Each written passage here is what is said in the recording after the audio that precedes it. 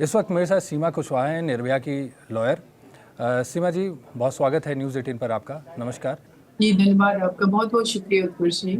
सीमा जी, सबसे पहला सवाल कि कानून की रक्षा करने वाले ने ही आज एक कानून की पढ़ाई करने वाली लड़की का बलात्कार कर दिया, वो भी कानून की पढ़ाई कराने वाले उस विद्यालय में जहां शिक्षा का मंदिर होता है, उसी शिक्षा के मंदिर में उसका बलात्कार कर दिया गया।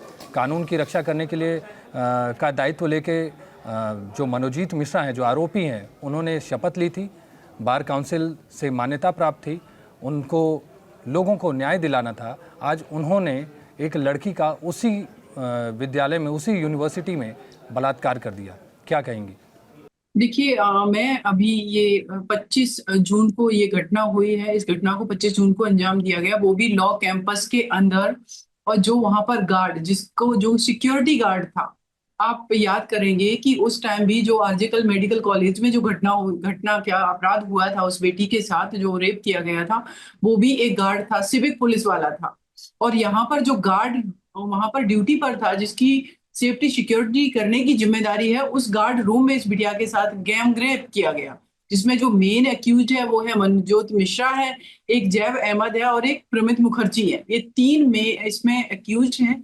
और चौथा जो है गार्ड है, उसको भी कोर्ट ने अरेस्ट किया है कि उसकी जो ड्यूटी थी कि अगर वो लड़की चिल्ला रही थी वहां पर, जो लॉ स्टूडेंट, तो उसको इमीडिएटली सीनियर अथॉरिटी को इन्फॉर्म करना चाहिए था, पुलिस को इन्फॉर्म करना चाहिए था। वो कर क्या था? इससे इस पूरे केस में एक चीज मुझे समझ में आई उत्कर्ष जी, कि ये जो लड़का है मनोजोत मिश्रा, जो एडवोकेट है, अब बन चुका है, ये लॉ स्टूडेंट रहा है, तृणमूल कांग्रेस का ये नेता भी है, और ये इतना इन्फ्लुएंसिव है कि इसके दबाव की वजह से उस गार्ड ने भी किसी को इन्फॉर्म नहीं किया। और उस बेटी के साथ लगातार इन लोगों ने, तीन लोगों ने उसके साथ गैंगरेप किया है। तो निश्चित रूप से ये इतना दर्दनाक है कि हमारी बेटियां सुरक्षित कहाँ हैं। एक हमारी वो डॉक्टर बेटी थी जिसके साथ इस हद तक दरिंदगी करके उसका मर्डर कर दिया गया।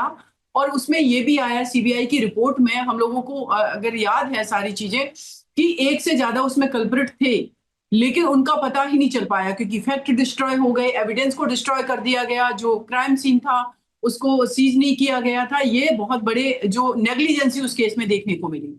अब इस केस में अगर हम बात करें, तो ये जो मनोजोत मिश्रा लड़का है, मैं न्यूज पढ़ रही थी, मैं हर जगह देख रही, 15 अदर गर्ल्स ने एलिगेशन लगाया है कि इसने उनका भी शोषण किया है। 2023 में एक लड़की ने, जब ये लोग टूर पर किसी पर गए हुए थे, एक लड़की के साथ उसने रेप किया। जब उस बेटी ने ये कहा कि हम कंप्लेन करेंगे, तो इसके जो गैंग के लोग थे और जो सो कॉल्ड अपने आप को पॉलिटिशियन मानते हैं कि अगर तुम बाहर की रहने वाली हो, अगर तुमने कंप्लेन की तो मनजोत दादा को आप नहीं समझती हो, इन्फ्लुएंसिव है काफी, तुम्हारे ऊपर तेजाब फिकवा देंगे, तुम्हारी फैमिली को मरवा देंगे। अब सोचिए कि एक तो क्राइम हो रहा, ऊपर से लाइफ थ्रेटनिंग इश्यूज है उनके लिए। जो बेटियां हमारी आगे आने वाले भविष्य में इस देश में एक अच्छी एडवोकेट बन सकती हैं, किसी भी कैंपस में कोई बेटी आती है, उसके पेरेंट्स जब भेजते हैं, क्या सोच करके भेजते हैं कि वहां पर सिक्योरिटी का प्रबंध है, वहां पर वो हॉस्टल के अंदर रह रही है, वहां पर ही हमारी बेटियों के साथ ये अपराध नहीं होगा। रोड चलते रात में अपराध होते हैं बेटियों के साथ, लेकिन इस तरीके से कॉलेज प्रमाइसिस के अंदर घुस करके वो लोग अपराध कर रहे हैं जिनके ऊपर देश के लॉ एंड ऑर्डर को ठीक करने का, जस्टिस दिलाने का जिनके कंधों पर जिम्मेदारी है। तो ये तो बहुत ही जी, दयनीय सबसे स्थिति में सबसे कहूंगी, बड़ा और बहुत सवाल, ही नहीं ये नहीं, यही विचार करने वाली बात है कि सबसे किस बड़ा सवाल। डायरेक्शन में लोग जा रहे हैं और क्यों इनको लॉ एंड हाँ ऑर्डर का सीमा जी, डर नहीं है। सीमा जी, सबसे बड़ा सवाल ही यही है कि जिनके पास लॉ एंड ऑर्डर को बचाने की ताकत है, जिनको लॉ एंड ऑर्डर को बचा के चलना है, जिनको लोगों को न्याय दिलाना है, वो ऐसी ताकत पाके वो ऐसा काम कर रहे हैं। अब उसमें ये भी नहीं, एक पॉलिटिकल बैकग्राउंड अक्सर अब जब भी देखा गया है पिछले कुछ महीनों से, वेस्ट बंगाल में जितने भी ऐसे क्रिमिनल एक्टिविटीज़ देखी गई हैं, उसमें जो भी आरोपी रहता है उसका पीछे कोई ना कोई पॉलिटिकल बैकग्राउंड होता है, वो भी जो रूलिंग पार्टी है, रूलिंग पार्टी टीएमसी। और यहाँ पे भी यही माना जा रहा है, जो मनोजीत मिश्रा है, इसके ये यूथ विंग का नेता रहा है, लीडर रहा है। अभी भी वहाँ पे जो टीएमसी है, जो उसका लीगल सारा काम देखती है, उसमें भी ये वो है, सदस्य है। आखिर ये सारी चीज़ें कौन बढ़ावा दे रहा है वहाँ पे? देखिए उत्कर्ष जी, क्या है कि जब हम ये न्यूज पढ़ रहे हैं, तो 2023 में जिस लड़की ने एलिगेशन लगाया, वो लड़की क्यों नहीं हिम्मत जुटा पाई? वो इसलिए नहीं विक्टिम हिम्मत जुटा पाई क्योंकि ये पॉलिटिकल इन्फ्लुएंस पीछे से बैकअप इन लोगों को मिला होता है। और इस केस में भी अभी तक मुझे जितना पता चला कि अरेस्टिंग भी इनकी बाद में हुई है, और वो तो इस लड़की ने हिम्मत जुटा करके एफआईआर दर्ज कराई है, लेकिन वो बेटी मीडिया के सामने नहीं आ रही। वो क्यों नहीं आ रही है? डर के वजह से ही नहीं आ रही है। ये बहुत बड़ा कारण है। उसकी आइडेंटिटी डिस्क्लोज कर हो जाएगी, बाद में ये लोग जाकर के उसको डराएंगे, धमकाएंगे। हमारी जो आरजे कल मेडिकल कॉलेज की बेटी थी, क्या पता चला कि उसमें और लोग भी इन्वॉल्व थे। वहां पर जो प्रिंसिपल था, जो उस मेडिकल कॉलेज का जो डायरेक्टर था, उसका इवन की ट्रांसफर करके किसी अच्छी जगह ट्रांसफर कर दिया गया बजाय सस्पेंड करने के। हाँ तो ये हाँ, पॉलिटिकल अब जो उनको तो सपोर्ट रिहा कर मिलता दिया गया है, है, कोर्ट से वो बरी बहुत कर बड़ा दिया गया। कारण होता है कि ये जो क्राइम होते हैं वो लगातार होते रहते हैं। लोगों को लगता है, जो बड़े बड़े क्रिमिनल्स आ जाते हैं, कि हमारे पीछे तो पॉलिटिकल बैकअप है, हम तो बाद में बच जाएंगे, हम तो छूट जाएंगे। वही इस केस में भी मुझे समझ में आ रहा है कि अगर 15 बेटियां एलिगेशन लगा रही, तो ये लड़के को अभी तक 2023 में भी इसकी अरेस्टिंग क्यों नहीं हुई? इसके खिलाफ एफआईआर क्यों नहीं हुई है? और आज भी जो बेटी फ्रंट पर आ रही हैं, जिनके साथ 2023 में अपराध हुआ, वो भी अपनी आइडेंटिटी डिस्क्लोज नहीं कर रही। मेजर है ना वो, तो वो हाँ, कर सकती है। वही चीज़ कि 15 लड़कियों ने जब ये केस सामने आया है, तो मनोजीत मिश्रा के खिलाफ अब 15 लड़कियों ने भी अपनी आवाज़ उठाई है। उन्होंने भी ये बताया कि भाई उनके साथ भी छेड़छाड़ की गई है। पहले वो जब कॉलेज ट्रिप पे गए थे, अब उनको फिर जान से मारने की धमकी दी गई और ये सारी चीज़ें सामने आई। लेकिन आखिर ये मनोजीत मिश्रा को शय कौन दे रहा है? बिल्कुल पॉलिटिकल पॉलिटिकल पार्टी बैकअप है, जो वहाँ पॉलिटिकल पे बैकअप है, है। लेकिन उनके पास कानून की भी तो ताकत है। उसको तो पता था ना कि अगर वो ऐसी कोई काम करता है, मनोजीत मिश्रा ऐसा कोई काम करता है, तो उसे तो बखूबी पता होगा, क्योंकि भाई वकालत कर रहा है अच्छे से। वकील को हर चीज़ की जानकारी होती है। उसे पता होना चाहिए कि फांसी भी हो सकती है, उम्र कैद भी हो सकती है, रेप के क्या परिणाम आते हैं, सब कुछ पता है। लेकिन फिर भी ये कैसी मानसिकता है? उत्कर्ष जी, एक जो चीज मैं जिसे क्लियर कर रही कानून हूँ। बचाना है, उसके मन में एक चीज ऐसी क्लियर कर मानसिकता रही हूँ। कैसे एक जाग पुलिस सकती है? वाले को कानून पता होता है कि के 302 में क्या होता है, मर्डर का केस है, 376 क्या होता है। लेकिन क्या हमारे देश में पुलिस वालों ने जो एफआईआर दर्ज कराने जाती हैं बेटियां, उनके साथ रेप कर रखा है? जियो जो वकील हैं, क्या वकीलों ने रेप नहीं किए हैं? क्या पॉलिटिशियंस के ऊपर रेप के एलिगेशंस नहीं है, या उनका कन्विक्शन नहीं हुआ है? या कौन सा ऐसा फील्ड बचा हुआ है जिस फील्ड में काम करने वाले मेल ने हमारे देश में बेटियां उस प्लेस पर सुरक्षित हों? वकील हों, डॉक्टर हों, इंजीनियर हों। मेडिकल कॉलेज के अंदर किसने रेप किया उस बेटी के साथ? पता नहीं, अभी नोबडी नोज की। उसमें एक तो जो कल्प्रिट था वो सिविक पुलिस वाला, वो तो आ गया, संजय रॉय, लेकिन उसके अलावा और कितने लोग पीछे खड़े हुए थे? कभी जजेस के ऊपर एलिगेशन लग जाते हैं, सेक्सुअल हरासमेंट के, सुप्रीम कोर्ट ऑफ इंडिया के रिटायर्ड जस्टिस के ऊपर एलिगेशन लगे, और आए दिन ये कोलकाता में 1 साल भी नहीं हुआ, और मेडिकल कॉलेज के अंदर एक बेटी के जो बेटी एडवोकेट बन के कल दूसरों के न्याय के लिए खड़ी होती, सोचिए अब उस बेटी का क्या हाल होगा जिसके साथ 3 लोग रेप कर रहे हैं। क्या वो उस इमोशनल मेंटल ट्रामा से, जिसका सेक्सुअल हरासमेंट हुआ, इन चीजों से निकल करके दूसरी बेटियों के लिए खड़ी होने की क्षमता जुटा पाएगी? कितना डिफिकल्ट होता है ये। तो ये अच्छा, मुझे एक चीज़ समझाइए, जी, एक चीज़ समझाइए कि जैसे ये जो तीनों आरोपी हैं, इनमें से मनोजीत मिश्रा ने उसका रेप किया, फिर उसका सांस फूलने लगा, जो लड़की है उसका सांस फूलने लगा, तो उसने बोला कि मुझे इन्हेलर ला के दो, नहीं तो मैं यहीं पे दम तोड़ दूंगी, तो उसे इन्हेलर ला के दिया गया। लेकिन जो 2 आरोपी उसके साथ थे मनोजीत मिश्रा के साथ, जो कि 3 लोग टोटल काउंट किए जा रहे हैं, उन लोगों ने भी उस लड़की की वीडियो बना ली। तो क्या ये जो तीनों आरोपी हैं, ये तीनों के तीनों गैंग रेप में ही माने जाएंगे, या क्योंकि मनोजीत मिश्रा ने ही खाली रेप किया है तो सिर्फ उसे रेप का आरोपी माना देखिए, जाएगा? मैं एक न्यूज़ पढ़ रही थी कि अभी तक इस बेटी का तो 2-3 दिन तक शायद मेडिकल भी नहीं हुआ। ये कई एक मेडिकल कॉलेज में गए, लेकिन वो मेडिकल को डिले करते गए। तो हम ये प्राइमा फेसाई ये चीज़ें आ रही हैं कि सिर्फ मनोजोत मिश्रा ने रेप किया है, और 2 अदर जो कल्प्रिट हैं उन्होंने नहीं किया है।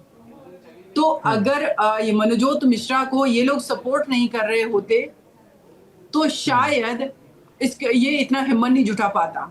तो जो इन 2 लोगों ने सपोर्ट किया है वहां पर, डेफिनेटली ये भी उसके लिए, क्योंकि अभी रिसेंटली ये कोर्ट का भी जजमेंट आया है कॉमन इंटेंशन का, कि कॉमन इंटेंशन क्या था कि उस बेटी का रेप किया जाए, राइट? उसके अंदर डर पैदा हो, उसका सेक्सुअल हरासमेंट हो, इन सारी चीजों में। तो डेफिनेटली तीनों का कन्विक्शन सेम उसमें होना चाहिए। इवन की जो गार्ड है, उस गार्ड की भी जो ड्यूटी थी, उसने अपनी ड्यूटी नहीं निभाई। तो इन चारों का, गार्ड को भी इसमें इंक्लूड करना चाहिए, और इन चारों का कन्विक्शन होना चाहिए सेम सेक्शंस में। और दूसरी चीज नहीं तो आपने कहा मतलब कि वो कानून ये इनहेलर ला कहता है। करके दिया। देखिए क्या है, क्योंकि जो फांसी की सजा है वो डेथ में है, कि अगर किसी का गैंग रेप करके मर्डर कर दिया गया, तो ये इनको पता है कि इस चीज से ये लड़की जीवित रहेगी, डरा धमका करके इससे मुकदमा बाद में वापस करवाएंगे, या ये डर के वजह से मुकदमा भी नहीं करेगी, एफआईआर भी नहीं करेगी। तो इस वजह से उन्होंने उस लड़की को छोड़ दिया कि अगर इसकी डेथ हो गई, जैसे मुझे पता चला कि उसको पैनिक अटैक पड़ा जब उसका रेप किया गया, उसने कहा कि मैं मर जाऊंगी, मुझे इनहेलर ला के दो, मैं अस्थमा की पेशेंट हूँ। तो इन लोगों ने कि वो कहीं मर ना जाए, और फिर ये मैटर उस तरीके से हाईलाइट हो जाएगा, क्योंकि हमारे देश में तो ये भी रियलिटी है एक, कि बेटियों के साथ जो क्राइम होते हैं, 354 को तो हम क्राइम ही नहीं मानते, कहते ये तो नॉर्मल बात है, रास्ते में चलते हुए लड़के छेड़खानी कर जाते हैं, सीटी बजाते हैं, ये तो क्राइम ही नहीं है। और इसमें जब उन लड़कों के खिलाफ एक्शन लिया जाता है तो उनके ईगो हर्ट करते हैं कि तुम्हारी इतनी हिम्मत, ये तो मेरा फंडामेंटल राइट है कि हम तुम्हें छेड़ेंगे, और अगर तुमने आवाज उठाई तो तुम्हें गोली मार देंगे। हाथरस में एक बेटी के फादर खेत में काम कर रहे थे अपनी बेटी के साथ, उसके बेटी के फादर ने उसकी बेटी के खिलाफ जो अपराध किया था, तो 354 का मुकदमा किया था। तो उस लड़के ने उसके लड़की के फादर को जाकर के खेत में काम करते वक्त सिर में गोली मारी कि हम तो तुम्हारी बेटी के पीछे पड़े हुए थे, हम उसको प्यार करते हैं, उसका पीछा कर रहे थे, तुमने मुकदमा करवाया तो तुम्हारी हिम्मत कैसे हुई। उस बेटी के फादर को दिन दहाड़े गोली मारी थी, आपको अगर उत्कर्ष जी याद होगा। तो आप समझिए कि इस केस में भी हमें जो प्राइमा फेसी समझ में आ रहा है कि इन्होंने सोचा कि नहीं, अगर ये मर गई तो ये मैटर बहुत हाईलाइट हो जाएगा, क्योंकि जब तक केस में निर्भया जैसी क्रूअलिटी नहीं होगी, जब तक उसके शरीर को छिन-भिन नहीं कर दिया जाएगा, जब तक आरजीएल मेडिकल कॉलेज में जिस बेटी के शरीर पर कम से कम 12-13 इंजरीज थी, जब तक उस तरीके से, तब तक तो मैटर भी हाईलाइट नहीं होते हैं हमारी कंट्री में। कितनी बेटियां सिसक करके डर के वजह से, अभी गांव में रूरल एरियाज में चले जाइए, उनका रेप होता है, वो आवाज नहीं उठा पाती, कुछ तो घर वाले दबा देते हैं, सोसाइटी के डर के वजह से कि बेटी से कौन शादी करेगा। तो नंबर ऑफ केसेस तो उत्कर्ष जी हमारी कंट्री में रिपोर्ट भी नहीं होते, दर्ज भी नहीं होते। और जो बेटियां हिम्मत जुटाती हैं उनका आप देखिए क्या हश्र होता है कि एक बेटी, सोचिए वो भी लॉ स्टूडेंट है 2023 में, जिसके साथ रेप किया इसने मनजोत मिश्रा ने, वो बेटी क्यों नहीं आवाज उठा पा रही, जो कि लॉ की स्टूडेंट है। नहीं, मैं जिसको कानून पता है। एक चीज और आप बोल रहे हैं कि बहुत सारी चीजें दब जाती हैं, लेकिन यहाँ जब आरजीकर मेडिकल कॉलेज में जब डॉक्टर बेटी के साथ जब ऐसा काम हुआ, गैंगरेप हुआ, तो उसके खिलाफ पूरे देश में आक्रोश जगा और डॉक्टर्स ने भी प्रोटेस्ट किया, डॉक्टर्स उठकर बाहर आए। लेकिन यहाँ मुझे एक चीज़ समझ में नहीं आ रहा कि इस बार वकील शांत क्यों हैं? वकील भी आएंगे, देखिए वकील भी आएंगे फ्रंट पर। उत्कर्ष जी, हम लोग प्लान कर रहे हैं, हमारे जो भी पूरी टीम है, हमारी टीम के साथ डिस्कशन हुआ है कि हम लोग दिल्ली में एटलीस्ट उस बेटी के लिए, लेकिन सबसे बड़ी बात ये है कि एटलीस्ट वो बेटी को फ्रंट पर आना चाहिए। अगर उनसे कांटेक्ट करने की कोशिश कर रहे हैं, कांटेक्ट होता तो डेफिनेटली, अगर वो फ्रंट पर आना चाहती हैं तो हम एडवोकेट्स की टीम पूरी दिल्ली में हमारे साथ जो एसोसिएट है वो उनके साथ खड़े होंगे। समाज तो उसी को गलत बता देगा, उस लड़की को। समाज तो उस लड़की का जिसका बलात्कार हो चुका है उसका फिर चीरहरण कर देगा, उसके ऊपर अलग-अलग आरोप लगा देंगे, अलग-अलग ये समाज बेटियों का तब तक हरण करता रहेगा जब तक बेटियां अपने पॉइंट ऑफ व्यू से अपने लिए स्टैंड लेना शुरू नहीं करेंगे। अभी स्टैंड मीडिया ले रही है, अभी स्टैंड वो लोग ले रहे हैं जिनके साथ अपराध नहीं हुआ। उस बेटी का पॉइंट ऑफ व्यू है, उसको आकर के फ्रंट पर लड़ना चाहिए और ये चीजें बदलनी चाहिए कि एक बेटी के साथ रेप हो गया, वो क्राइम हुआ, लेकिन उस बेटी की रेपुटेशन, उसका सोशली जो उसकी इंपॉर्टेंस है, वो तब तक कम नहीं होगी जब तक वो बेटी खुद अपने आप में डर करके अंदर नहीं बैठ जाएगी। जो क्रिमिनल है वो बाहर घूमेगा, कल छूट जाएगा। अभी आपको पता होगा, कल ही सुप्रीम हाई कोर्ट दिल्ली का जजमेंट आया है प्रियदर्शनी मिट्टू वाले केस में, उसको रिलीज कर दिया गया है 20 साल के बाद। जो उसमें संतोष जो अपराधी था, जिसने बेटी का रेप किया था प्रियदर्शनी मिट्टू का, मर्डर कर दिया था, उसको 20 साल के बाद छोड़ दिया गया। अब ये तो ड्यूटी हमारी है ना कि हम बेटियों की, कि हमारे साथ अगर अपराध होते हैं तो फ्रंट पर आकर के, अगर वो बेटी आज अलाइव है, ये ईश्वर की कृपा है कि उसको छोड़ दिया, मैं तो यही कहूंगी कि वो बच गई, उसको फ्रंट पर आना चाहिए। और देश की सारी एडवोकेट से भी मैं रिक्वेस्ट करूंगी, स्पेशली बेटियों से, एडवोकेट, लेडी एडवोकेट से, कि आकर के कम से कम हम अपने फील्ड में जो बेटी एडवोकेट बनना चाहती, जो भविष्य की वकील बनना चाहती, उसके लिए हम सबको एकजुट होकर के आवाज उठानी चाहिए। लेकिन उससे पहले उस बेटी को जरूर आगे आना चाहिए, उसे कांटेक्ट करने की कोशिश कर रही हूँ। अगर वो तैयार होती है तो डेफिनेटली हम लोग एक बहुत बड़ा प्रोटेस्ट ऑर्गेनाइज करेंगे। और ये बेटियों की, देश की सेफ्टी सिक्योरिटी का सवाल है, उनकी डिग्निटी के सवाल है। और जो भी लॉ कैंपस हो गए या फिर कोई मेडिकल कॉलेज हो गया, इंजीनियरिंग कॉलेज हो गया, हर जगह पर बेटियों की सिक्योरिटी बहुत ज्यादा जरूरी है। एक तरफ हमारी बेटियां अंतरिक्ष में जा रही है, दूसरी तरफ हम इस तरीके के क्राइम देखने को मिल रहे हैं। अभी रिसेंटली हमारी एक बेटी अंतरिक्ष में गई है। आप सोचिए कि अगर कितना कैलिबर है उनके अंदर, लेकिन इस डर के वजह से कि वो कहीं पर भी सेफ सिक्योर नहीं है, तो फिर पेरेंट्स भी उनको घर बुलाते हैं, पेरेंट्स भी नहीं बाहर पढ़ने के लिए भेजते। तो ये हमारी सरकारों की और इवन की कोलकाता सरकार कर क्या रही है। आरजीकल मेडिकल कॉलेज में जिस बेटी के साथ घटना हुई थी, एक सप्ताह बाद सीबीआई वहां पर गई। उससे पहले वो क्राइम सीन को डिस्ट्रॉय कर दिया इन लोगों ने। वो जो व्यक्ति है जिसका वहां पर मेन जो रिस्पॉन्सिबल पर्सन था उस मेडिकल कॉलेज का प्रिंसिपल, उसको एक अच्छी जगह ट्रांसफर कर दिया गया। कितने लूप होल्स थे उस इन्वेस्टिगेशन में, इसीलिए तो एक ही कल्प्रिट फ्रंट पर आया और बाद में उसको भी आजीवन कारावास की सजा हुई।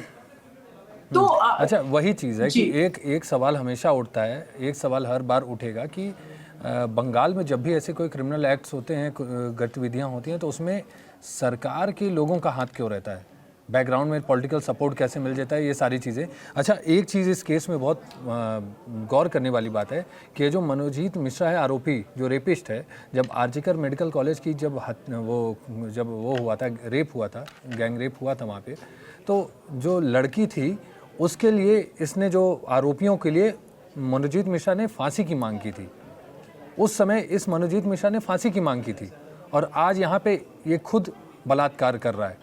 ये ऐसे दोहरे चरित्र वाले कैसे, आप तो बहुत से ऐसे रेपिस्ट लोगों को देखती होंगी, समझती होंगी, उनसे मतलब माइंड को समझती होंगी, ये ऐसे दोहरे चरित्र वाले कैसे इस समाज में देखिए रह रहे हैं? उत्कर्ष जी, क्या है, एक है कि हमें मुद्दा चाहिए। जो मेल पॉलिटिकल पर्सन है उनके लिए विमेन मुद्दा, विमेन सेफ्टी सिक्योरिटी एक सिर्फ मुद्दा है, पॉलिटिकल अपॉर्चुनिटी की तरह देखते हैं। हम जो बेटियां हैं, हम लोग झेलते हैं, महसूस करते हैं, तकलीफ में होते हैं, तो हमें बदलाव चाहिए होता है और उस बदलाव की हम आवाज उठाते हैं। ये जो मनोजोत मिश्रा फांसी की सजा की मांग कर रहा था, तो वो क्या दिखाना चाह रहा था?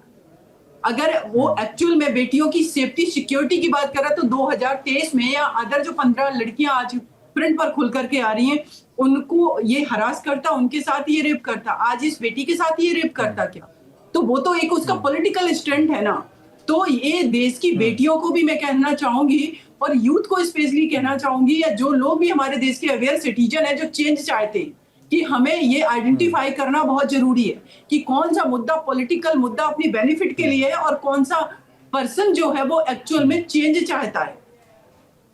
तो ऐसे तो बहुत लोग हैं जो कि जजेज भी हैं, जजेज के ऊपर भी एलिगेशन लगे। मध्य प्रदेश एक हाई कोर्ट के जज के ऊपर, वहां ट्रायल कोर्ट की जज ने एलिगेशन लगाया था सेक्सुअल हरासमेंट का, बाद और उन्होंने रिजाइन भी दे दिया। बाद में जब ये मैटर उठा, हाईलाइट हुआ, तो उनको दोबारा से ज्वाइन करने की रिक्वेस्ट की गई और उस जज के अंगेंस्ट आप सोचिए कि जो व्यक्ति जस्टिस करने के लिए बैठा, ये जरूरी नहीं है कि जो फ्रंट पर दिख रहा है वो व्यक्ति का व्यक्तित्व वैसा ही हो।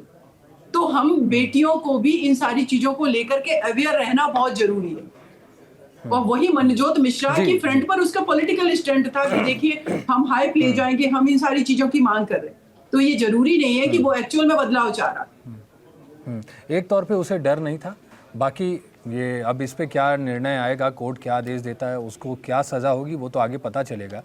खैर, ये बहुत गौर करने एक वाली और मैं बात है चीज कि बता रही हूँ उत्कर्ष जी, बीच में आपको इंटरप्ट कर रही हूँ। मैं पढ़ रही थी जब सारी इस केस को, मनोजोत मिश्रा का कोई एडवोकेट है, उनका स्टेटमेंट ये है कि उसके शरीर पर खरोच के निशान आए हैं मनोजोत मिश्रा के, और ये तब आते हैं जबकि कोई भी किसी के ऊपर हमला होता है, अटैक होता है, तो वो अपने आप को बचाने की कोशिश करता है। तो फिर लव बाइट, मतलब उस बेटी ने बचाने के क्रम में अगर उस व्यक्ति को नोचने की, काटने की कोशिश की, तो वो जो उस बेटी ने काटा होगा उसको वो लव बाइट बता रहा।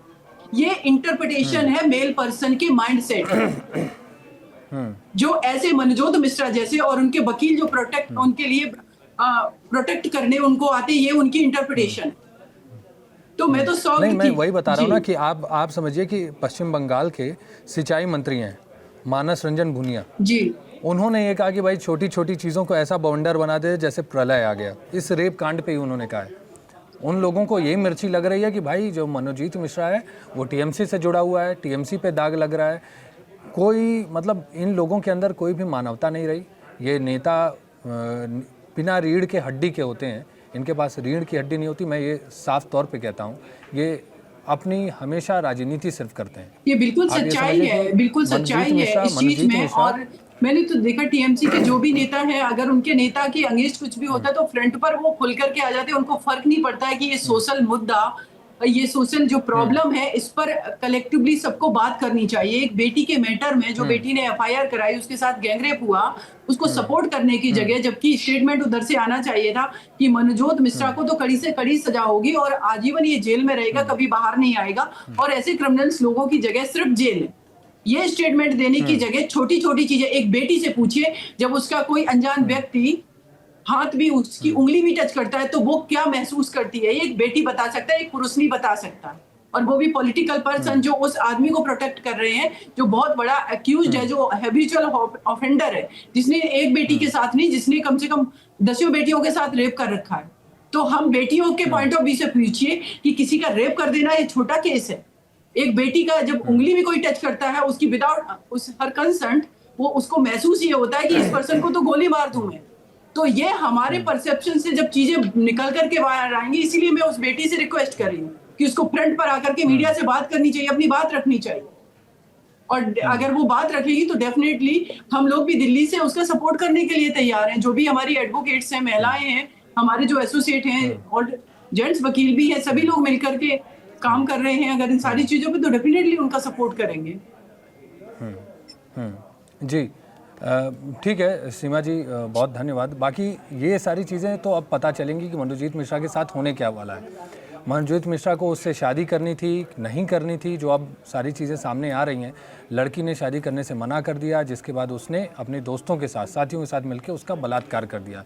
ये प्यार कैसा है, ये कैसे लोग हैं, कैसी मानसिकता के लोग हैं। और सबसे बड़ा सवाल कि जिसे कानून बचाने का, कानून की रक्षा करने का, लोगों की सहायता करने का दायित्व मिला, आज उसी ने कानून की धज्जियां उड़ा दी, कानून का बलात्कार कर दिया। बहुत बहुत धन्यवाद शिवा जी। जी थैंक यू सो मच दर्शी।